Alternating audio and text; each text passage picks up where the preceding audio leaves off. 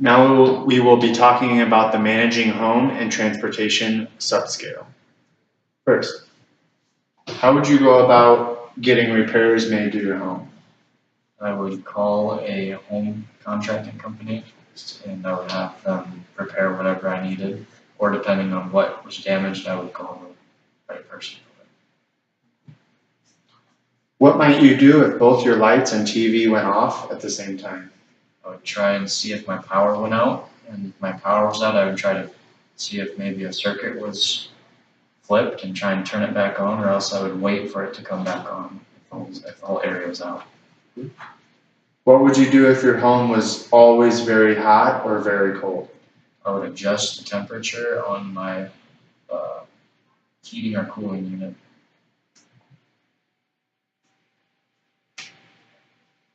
What are two routine tasks that you do at home, but less often than every day? I shop for groceries and do laundry. Why do we need keys? We need keys to lock and unlock our doors to our home for safety. What information can you get from a bus schedule? You can get the times that they're supposed to be at a certain location, and also the destinations that they're going to. And how would you find out how much it costs to ride that bus? I would look on the schedule on their paper to see if it says how much, or I would ask the bus driver how much it costs. Suppose a person got in a cab and said, "Take me to my daughter-in-law's." What is the problem with that request? They don't give a specific address. Suppose you called a cab to take you someplace. What would you do if the cab didn't come and it was getting late? I would either have to go home or I would have to walk to my destination. Assume that your home is the dark block on this map. Assume your home is the dark block on this map. I want you to trace one of the shortest routes you could take to the grocery store if the store was 3 blocks north and 2 blocks west of your home. 3 blocks north and 2 blocks west of your home.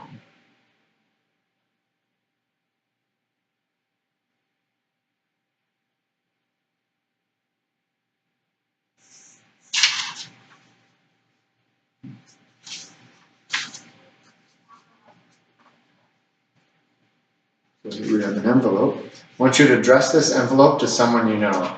Write all the necessary information on this envelope.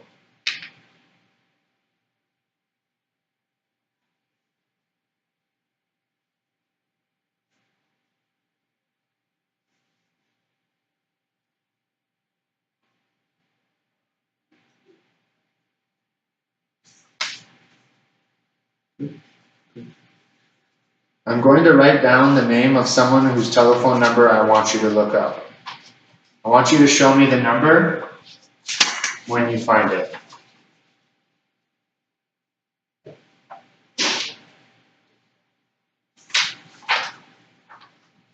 Now, I want you to use the telephone book to find it.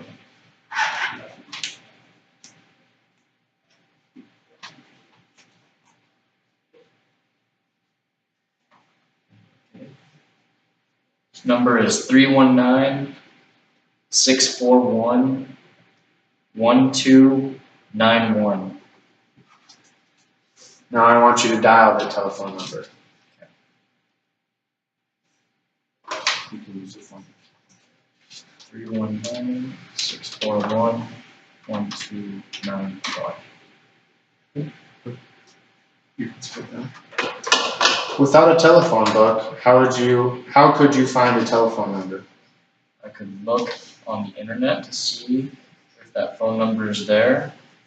I could go to the courthouse to see if they have the number there. And can you show me how you call the operator on the phone there?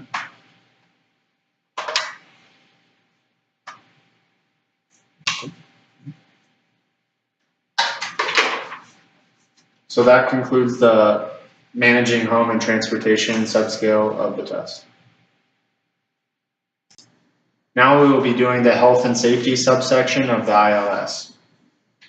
Mike, show me how you would call the police. Pick up the phone and dial 911. If you didn't have a regular doctor and you needed medical help quickly, who could you call to get it? I could call 911, or I could call a family member and have them take me to the emergency room. Suppose you were outside in your yard and you smelled smoke coming from your kitchen window. What would you do? I would call 911 to see if the fire department could come and put the fire out, or I would go in with a fire extinguisher myself and try to extinguish the fire. Suppose you are home alone and not expecting anyone. There is a knock on your door around 10 o'clock at night. What would you do? I would stay where I am and I would try to hide and turn all the lights off. What are 2 precautions you could take to protect yourself when going out at night? Always carry some sort of defense mechanism, such as mace or a handheld weapon, or make sure that you're walking in a lighted area. Tell me 2 ways you would know that it's safe to cross a busy street.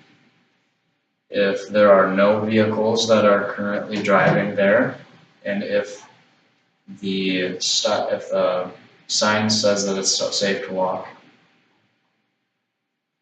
If you had pain in your chest on your left side and you were having trouble breathing, what would you do?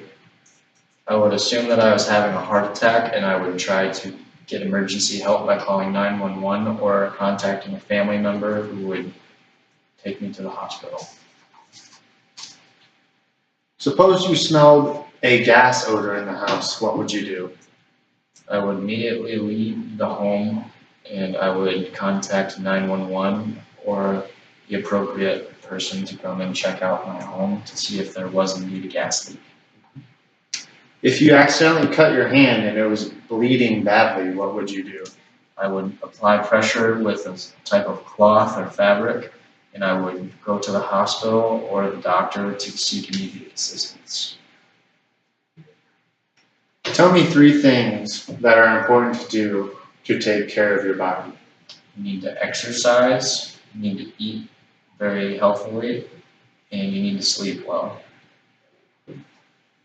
Tell me 2 things about your condition. Tell me 2 things about the condition of your health during the past 5 years. It's been fluctuating. I have gained weight and I've become more sedentary. If you unintentionally lost 10 pounds in 4 weeks, what would you do? I would call my doctor to try and assess the situation to see if something was wrong. Let's suppose you have to take medication 3 times a day. How would you remember when to take it? I would write down, take a pill in the morning, in the afternoon, and at night. So with breakfast, lunch, and dinner. Why is it important to know about the side effects of the medicine you are taking? Because you might not be able to do the things that you want to do because of the side effects that come with it, and you might hurt somebody else if you try to operate machinery or a vehicle or things of that nature. Tell me 2 reasons why bathing is important. It's important for your own personal hygiene so that your skin integrity can stay intact, and it's also important so that you don't offend other people when you're out in public. And tell me 2 safety precautions you can take when bathing or showering. You can make sure that there are sticky mats in your shower so that you don't slip. You need to make sure that the floor surfaces are dry when you're coming out of the shower or the bath. Or grab bars. What would you do if you couldn't hear most conversation? You could move closer so that you are able to hear the conversation, or you could potentially look into getting a hearing aid or something of that nature. And what would you do if you could not read small print, like the print in a phone book or on the labels of medicine bottles? You could get a magnifying glass or some type of magnifier. Suppose you injured your hip and the doctor told you it would take much effort and months of physical therapy to be able to walk again. What would you do? I would do the physical therapy in order to be able to walk again. And what are 2 dangers of staying in bed all the time? You can gain weight and you can become less cognitively aware. Your cognition may slow. So that concludes the health and safety section subscale of the ILS. The final subscale of the ILS is the social adjustment. So use this scale to rate this statement. 1 means agree, 2 means agree somewhat, and 3 means disagree. Let's try the first one. I look forward to tomorrow. I agree. I feel good about myself. Agree. Now rate this statement. I always feel down. Disagree. I am often angry at others. Disagree. I feel I would be missed if I weren't around anymore. Agree. Please rate this statement. I often think of killing myself. Disagree. What are 3 things you value in life? Friends, family, and education.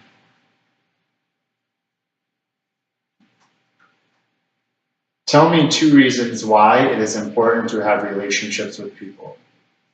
It's good so that you can express your feelings and so that you are able to talk to others and stay informed about what's going on in the world. And how often do you talk to a friend? Every day.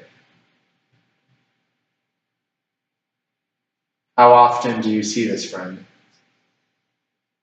About once or twice a week. So that concludes the social adjustment portion of the ILS. So once the ILS is finished, I will take my packet and add up all the raw scores from each subscale. So each subscale, I'll add them all up, and then I'll have my figures documented in the scoring sheet here.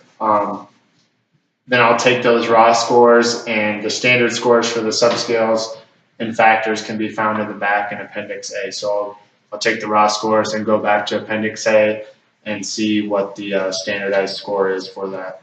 And that's how you score the assessment.